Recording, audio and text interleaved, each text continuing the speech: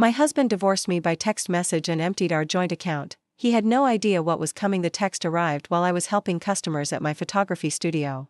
I'm leaving you and moving to Miami with my 20-year-old girlfriend. I've already emptied our joint account. Haha. My hands didn't shake as I read it. My voice didn't waver as I helped Mrs. Peterson pick out a family portrait frame. The only sign that my husband of 10 years had just nuked our marriage via text was a slight tightening around my eyes. I waited until Mrs. Peterson left, her purchase wrapped in our signature silver paper, before typing my response, "Good luck." My name is Elisa, and at 38, I had just received the most callous goodbye in history, but while Brandon was probably gloating over his grand exit, imagining me in tears over his betrayal, I was calmly locking up my studio for the day. The signs had been there for months. The late nights at work that never matched his paid deposits. The sudden password changes on his phone. The way he'd started going to the gym religiously, buying new clothes, trying to recapture his youth. 3 months ago, I'd found a receipt for dinner for two at an expensive restaurant. On a night he claimed to be working late, that same evening, I opened a separate bank account at a different bank. A week later, when he mentioned wanting to combine our accounts to simplify things, I agreed cheerfully, while quietly moving my personal savings to the new account, the joint account he just emptied.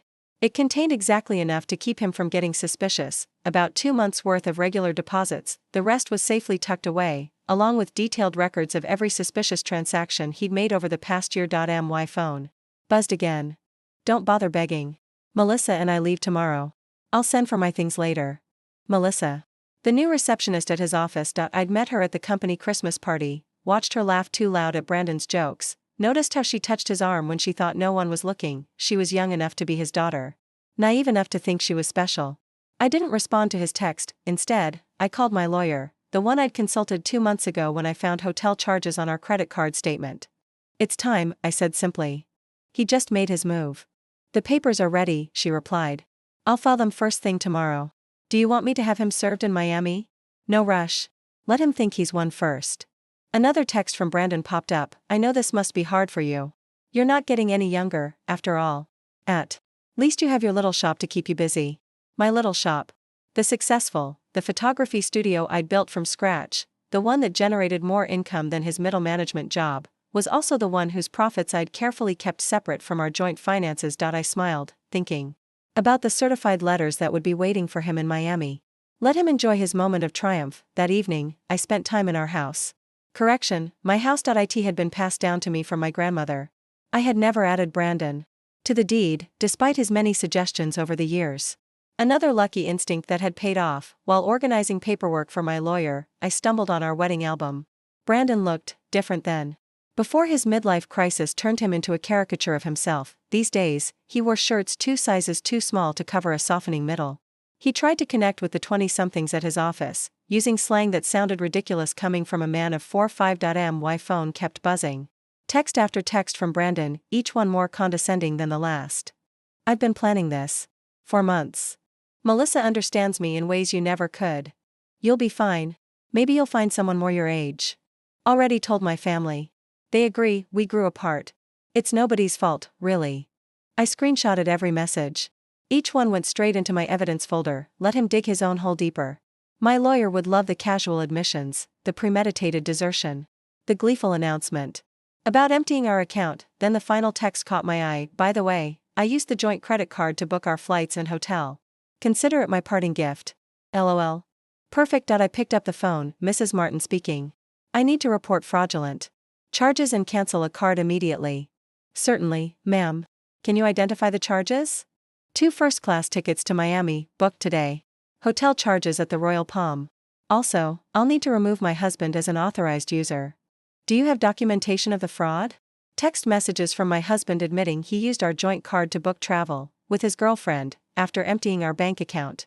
I'll be happy to forward them. The representative's professional tone couldn't quite hide the satisfaction in her voice as she canceled the charges. Brandon and Melissa would arrive at the airport tomorrow to find their tickets invalid and their hotel reservation canceled. Then another message from him: "Don't worry about the house. I'll let you stay there until you find something smaller." I actually laughed out loud. Did he really think he had any claim to my grandmother's house? Had his ego grown so large that he forgot whose name was on the deed? Another buzz. "And I know the studio means a lot to you. We can work out a fair payment for your half." My half of my business that I had built myself. funded myself, grown myself, while he called it a hobby and complained about my long hours. I poured myself a glass of wine. The good bottle, the one I'd been saving for a special occasion. This qualified. Tomorrow, Brandon would learn some hard truths about property law and separate assets, but tonight, I'd enjoy the quiet and plan my next chapter. The next morning, my phone blew up. What the heck did you do to the credit card? The airline won't honor our tickets. The hotel canceled our reservation. I silenced my phone and headed to my studio. Fridays were always our busiest day, and I had a new shipment of high-end photography gear to unpack. Life goes on, even when your husband runs off with a receptionist young enough to be his daughter. Around noon, his mother called. Elisa, dear, Brandon told us everything about how controlling you've been, how you drove him away. He says you're being vindictive now, causing problems with his travel plans. I put her on speaker while arranging the front window display. Did he mention emptying our joint account and charging tickets for him and his girlfriend on our credit card? Silence. Then, well, he said you left him no choice, that you've been cold and distant. Barbara, I have his texts. Would you like me to read them to you? The one where he bragged about taking our money? Or maybe the one where he mocked my age? Another pause. He did seem a bit cruel. I told him that text message was inappropriate. I appreciate the call, Barbara.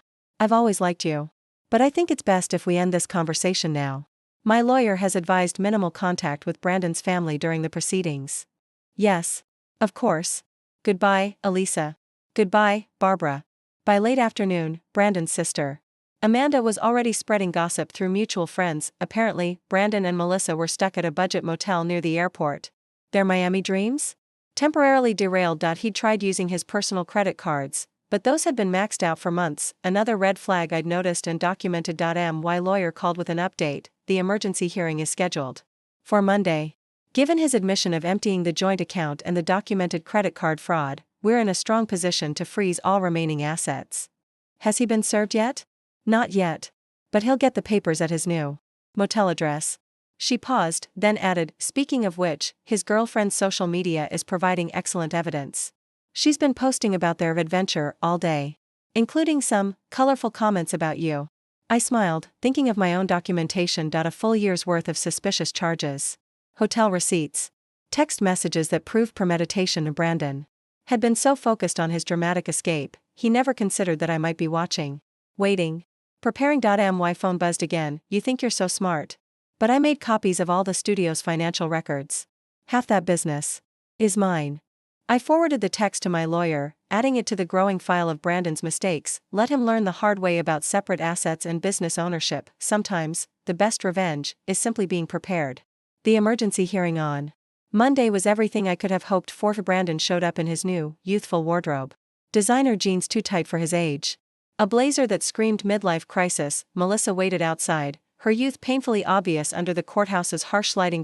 My lawyer presented our evidence methodically. Brandon's gleeful text about emptying the account, the credit card fraud, his documented history of hidden expenses, each piece carefully collected through months of quiet observation. Your Honor, Brandon's hastily hired lawyer began, my client admits to some rash decisions. But Mrs. Martin's actions have been vindictive and calculating. Calculating, my lawyer countered. You mean prudent? My client protected her separate assets and maintained detailed records of her husband's suspicious behavior. That's not vindictive. That's smart business. The judge reviewed my documentation, the deed to the house, clearly marked as separate property, the studio's incorporation papers, in my name only, the meticulous separation of business and personal finances, which Brandon had always mocked.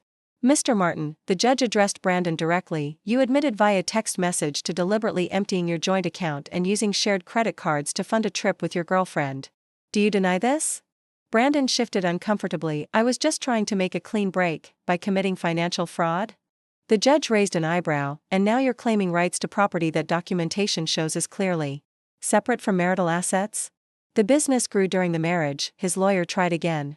My client is entitled to. The business was established before the marriage, my lawyer interrupted. And Mrs. Martin maintained strict separation of business and personal finances throughout. We have documentation of every penny invested and earned. I watched Brandon's face as reality started sinking in. He thought this would be easy. Empty our accounts. Run off with his girlfriend. Maybe claim half my business in the divorce, but he had never bothered to understand why I kept things separate. He'd called my detailed records obsessive.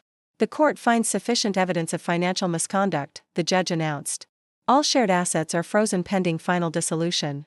Mr. Martin is ordered to return any funds removed from joint accounts within 24 hours. But that money's gone. Brandon protested. We spent it on, then I suggest you find a way to replace it. The judge cut him off, and Mr. Martin, the court takes a very dim view of using shared credit cards to fund adventures with a paramour. Outside the courthouse, I heard Melissa asking Brandon what would happen to their Miami plans. His reply was lost beneath the sharp sound of my heels clicking across the marble floor. Heading back to the business he never understood. The business he never respected. The next few weeks brought a string of increasingly desperate moves from Brandon. He tried claiming the studio had been his idea. That he'd invested money in its early days. He even suggested he'd been my business partner all along, claims quickly disproven by my meticulous records. He's getting desperate, my lawyer observed. Melissa's social media shows they're staying at her studio apartment now. Apparently, living on a receptionist's salary isn't the glamorous escape he imagined. Then, the tone of his family began to shift. His sister Amanda reached out. We had no idea, she admitted. He told us you were cold. Controlling. That he needed to escape. But then we saw the texts, the way he bragged about taking your money. That's not the brother I thought I knew. Even his mother called again, this time in tears. The things he said about your age? About replacing you with someone younger? I raised him better than that. At least, I thought I did. I let their calls go to voicemail. Their support might have meant something weeks ago. But now? It felt like rats deserting a sinking ship. Ironically, the studio thrived, boosted by local gossip about my situation. Women started coming in, specifically to show support. Some booked shoots. Others came in for headshots or gifts. Most left with more than they planned to buy. My ex tried something similar. One customer confided while buying an oak frame form overseas. Thought he'd take everything in the divorce. Men like that never expect us to be smarter than them. My phone still buzzed occasionally, texts from Brandon, his tone swinging between anger and manipulation. You've ruined everything. I never meant to hurt you. You'll regret being so vindictive. Can't we work something out? That business would be nothing without my support. I forwarded each message to my lawyer, still without responding. Let him dig his hole deeper. Through the grapevine, I heard Melissa was having second thoughts. Apparently, sharing her studio apartment with a middle-aged man who couldn't afford his own place wasn't the romantic adventure she'd imagined. The age gap that had once felt exciting during secret hotel meetings now felt different in the harsh light of reality. She's been posting about toxic relationships and learning from mistakes, my lawyer mentioned during an update call yesterday. And this morning, she removed her relationship status. I almost felt sorry for Brandon, almost, but then I remembered his haha after telling me he'd emptied our account. The casual cruelty of his comments about my age. The way he assumed I'd be helpless without him. Instead of pity, I felt something else, pride. Pride in my foresight. In my quiet strength. In my ability to protect myself while he underestimated me. The final divorce hearing painted a very different picture from the victory Brandon had once imagined. Gone was his cocky attitude. It had been replaced by barely concealed panic. Melissa was noticeably absent. She'd moved on to a coworker her own age. According to office gossip, Brandon showed up in his old clothes. The designer wardrobe? Returned, to help repay the joint account he had emptied. His lawyer looked exhausted, probably from trying to find loopholes in my documented separation of assets. Your Honor, the lawyer attempted one last time. Despite the separate property documentation, my client contributed to the growth of his wife's business through moral support. Moral support, my lawyer interrupted. You mean these texts, belittling Mrs. Martin's business as a little shop? Or these social media posts, calling it her hobby? The judge had clearly seen enough. The final settlement reflected my careful planning. I kept my house, my business, my separate assets. Brandon got his personal possessions, his car, which was worth less than he still owed on it. You've destroyed me, he hissed as we exited the courthouse. I'll have to move back in with my parents. No, Brandon. You destroyed yourself. I just made sure you couldn't destroy me too. His mother was waiting outside, ready to drive him to her house, his new home at 45. The irony wasn't lost on anyone. The man who had mocked my age was now living in his childhood bedroom. You planned this all along, he accused. You knew this would happen. No, I replied. I just paid attention. And unlike you, I understood the value of keeping good records. His mother stepped between us. That's enough, Brandon. You've embarrassed yourself enough already. As they walked away, I heard her begin to scold him. Honestly, what were you thinking? A 20-year-old? Emptying bank accounts? Sending those horrible texts, and just like that, they were gone, and I went back to my studio. Back to the life I had built. Back to the Future. He thought he could steal from me. He thought I'd fall apart. Instead, I flourished.